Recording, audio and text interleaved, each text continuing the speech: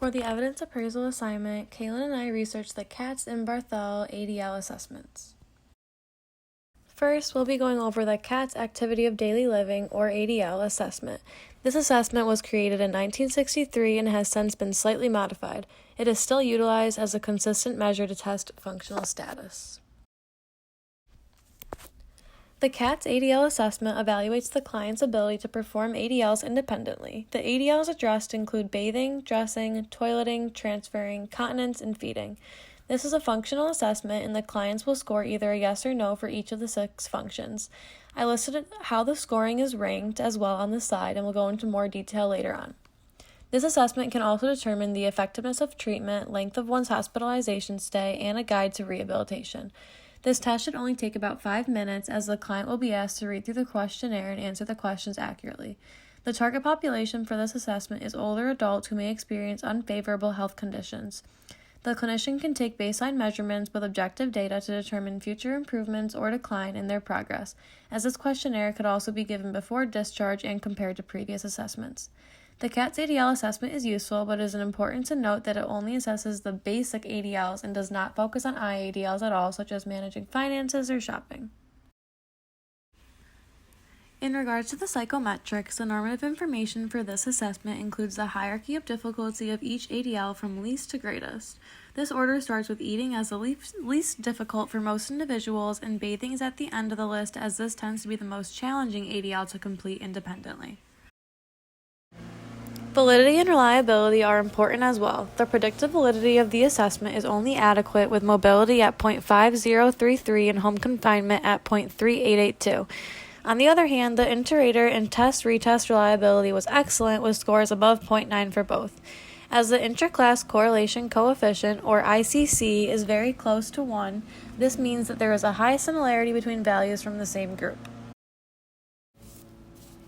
After noticing that the validity for this assessment was low, I further investigated why this could be. In one of the journals I found, the validity was tested in 3 different ways in a nursing home. Researchers had the client fill out the Katz ADL assessment on their own, as well as had the caregivers fill it out, and finally 2 OTs observe the client and perform the assessment. The lowest value of validity may be due to errors in the self-reported Katz ADL assessment, whereas the best results may come from the occupational therapist observing the client directly. On the next slide, I've included a picture of the Katz ADL assessment, and I'll also be explaining how to administrate and score this test. This is a picture of the Katz ADL assessment questionnaire, which includes the 6 various ADLs this test looks at. The client will get 1 point for independence and 0 for dependence for each ADL. If they are completely dependent, they will need supervision, direction, total assistance, or total care. A score of 6 is full function and independent, 4 is moderate impairment and partially dependent, and a 2 or less indicates severe functional impairment and completely dependent. When treating clients during this assessment, it is important to perform the occupational profile and learn more about their beliefs and background if they are willing to share. They may have different viewpoints about ADLs and their importance than us as clinicians from an OT standpoint. In one article I found, OTs traveled to Jordan where the clients valued interdependence, the medical model, and a high level of family involvement. In Western cultures, on the other hand, individualism and autonomy are valued beliefs. These clients in the study did not enjoy the OT sessions at all and stated, "Why do I have to learn how to dress in the clinic in front of strange people when I have someone to dress me?" Although the Katz ADL assessment is valuable in determining independence in ADLs, it is essential to recognize that clients may not have the same views as us, and that is okay. The last slide was just one example of cultural bias that can occur within the Katz assessment, but as OTs, we can educate the client about the assessment and why we are performing it, create rapport with the client, and establish a sense of trust to allow them to feel comfortable discussing their personal values and how this impacts their use of ADLs. Also, we can discuss different strategies that we could implement when they complete ADLs if they do not care to be independent. This could include incorporating family members if they have a strong support system and family involvement in their care. Kaylin and I will now be demonstrating how to perform the Katz ADL assessment. Hi Kaylin, I'm going to be your OT today, and today we're going to be performing the Katz Index of Independence and Activities of Daily Living. So we're going to go through 6 different ADLs, which include bathing, dressing, toileting, transferring, continence, and feeding. And you're going to let me know if you are either independent or dependent in these activities.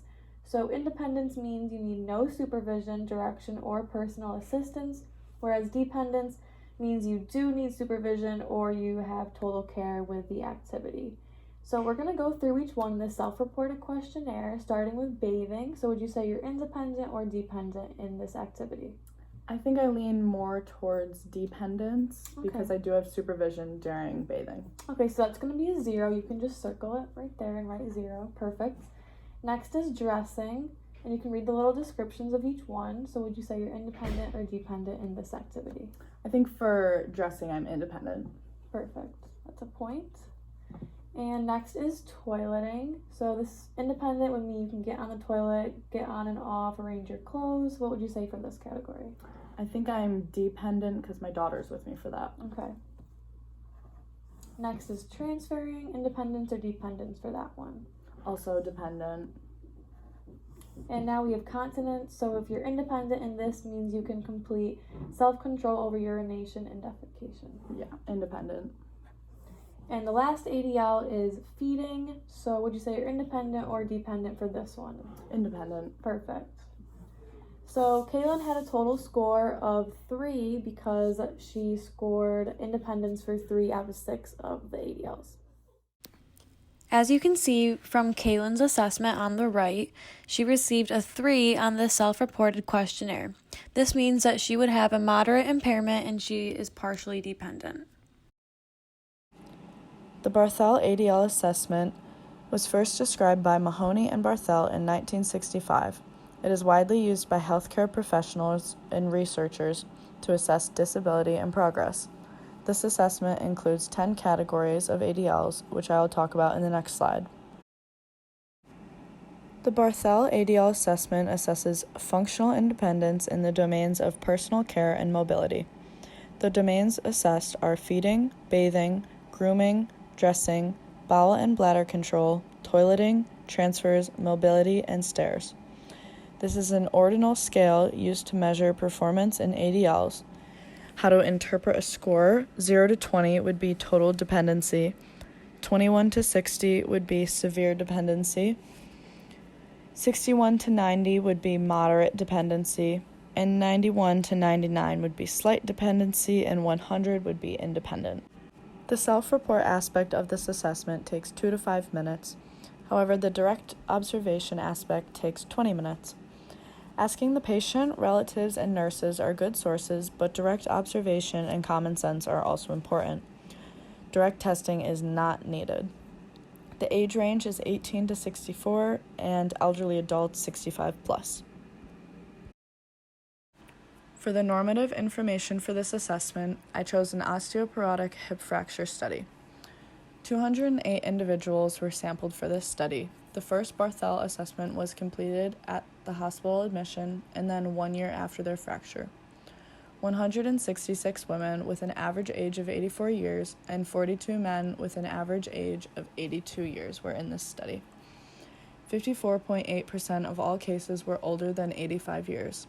The mean Barthel index value prior to fracture was 76.63, decreasing to 64.91 at the 1 year follow-up.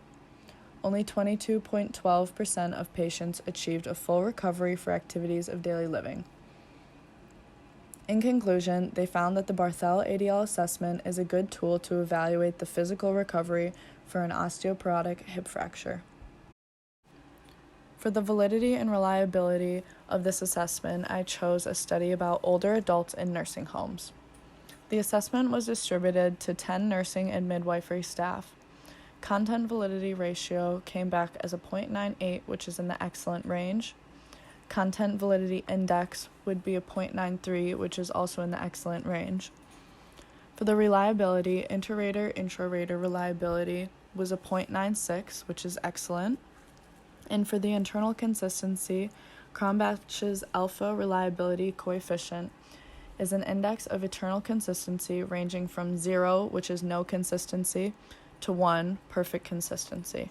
For this, they got 0.83, which would be in the good range.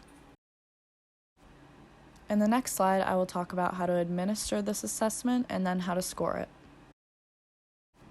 The Barthel ADL assessment contains 10 ADL items, and each item is scored based on the level of assistance needed to perform the activity. The lowest score shows the highest dependency, and the highest score shows the most independence. Feeding would be ranked 0 to 10, bathing 0 to 5, grooming 0 to 5, dressing 0 to 10, bowel control 0 to 10, bladder control 0 to 10, toilet use 0 to 10, transfers bed to chair and back would be 0 to 15, mobility on level surfaces is 0 to 15, and stairs are 0 to 10. After documenting all of the scores on the right side of the page, you will add up the total, which will be a number from 0 to 100. 0 being the highest dependency and 100 being the most independence. As I stated before, the self-report takes 2 to 5 minutes, and direct observation takes 20 minutes. I chose 3 main bias factors for the Barthel ADL assessment. For the first category, sex and age, I pulled this from an O'Hara study that was done on stroke patients regarding the Barthel ADL assessment. In this study, participants were split into direct observation and video observation groups. It was unclear whether results were influenced by differences in sex, age, and duration of time practicing between those raters in the direct observation versus the video observation group. For culture, not all cultures think that it's necessary to restore ADL functions. Some focus more on the medical model. If they have someone who is willing to take care of them, they may think it's pointless to spend their time going to occupational therapy sessions to restore their independence. Also in the stroke study, limited generalizing, inpatients only, people who agree to be videoed only, and it excluded anyone in an unstable state due to their stroke. Hi Emma, I'm going to be your OT today. My name is Kaylin. So after we just went through our occupational profile, now we're going to do the Barthel ADL index. So this assessment is going to go through feeding, bathing, grooming, dressing, bowels, bladder, toilet use, transfers, mobility, and stairs. So we're going to be seeing how dependent or independent you are today. Okay. Our first category is feeding. Would you say you're independent in this area? I think I need a little bit of help with feeding personally. Okay. What about bathing? Is someone around? Yeah, I have some help with bathing, and my caregiver tends to help me with this. Okay. For grooming, would you say you're independent, or do you have help with that too? I'm independent with grooming. Okay. For dressing, are you dependent, independent? I need a little bit of help with dressing. Okay. Do you have control over your bowels? Yep, and my bladder. Okay. Are completely independent. Great. For toilet use, do you have help at all from your caregiver? A little bit of help with this category, yeah. What about transfers? Do you need major help, minor help, no help? I would say minor help for this. For mobility, you're not in a wheelchair, I see. Do you walk with the help of a person, or are you independent? I'm independent in this one. And for stairs, do you need any help with that? I'm also independent with stairs. Great. As long as I use the railing. Thank you. Mm-hmm. As you can see from Emma's completed Barthel ADL assessment, she received a 75 out of 100. This means she's in the moderate dependency range.